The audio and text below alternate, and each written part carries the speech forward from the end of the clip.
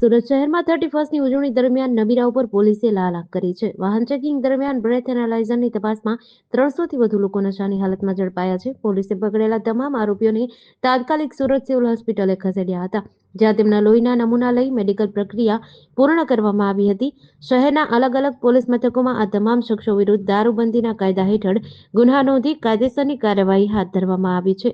સામાન્ય રીતે police station તરફથી એમના વિસ્તારમાં જ્યાં પણ પીધેલા જોવામાં આવે છે તો એ લોકોને દારૂ પીધેલા આરોપીઓને અહીંયા લાવવામાં આવતા હોય છે અને મેડિકલ ઓફિસર દ્વારા એમની તપાસ કરીને એનું સર્ટિફિકેટ આપવામાં આવતું હોય છે અને એના બ્લડ સેમ્પલ લેવામાં આવતા હોય છે આલ્કોહોલ ટેસ્ટિંગ માટે. અને એ બ્લડ સેમ્પલ સીલ પેક કરીને ફોરેન્સિક સાયન્સ લેબોરેટરી ગાંધીનગરમાં મોકલવામાં આવતા હોય છે.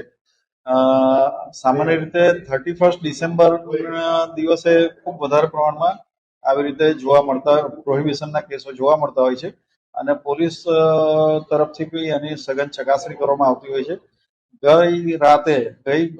ગઈકાલે 31 ડિસેમ્બરના રોજ રાત્રિ દરમિયાન લગભગ 300થી પણ વધુ પ્રોહિબિશનના કેસો જોવામાં આવ્યા હતા અને એના બ્લડ સેમ્પલ લઈને મોકલવામાં આવ્યા છે. જેડીસી ન્યૂઝ સાથે સુનિલ ગાંજાવાલા, સુરત.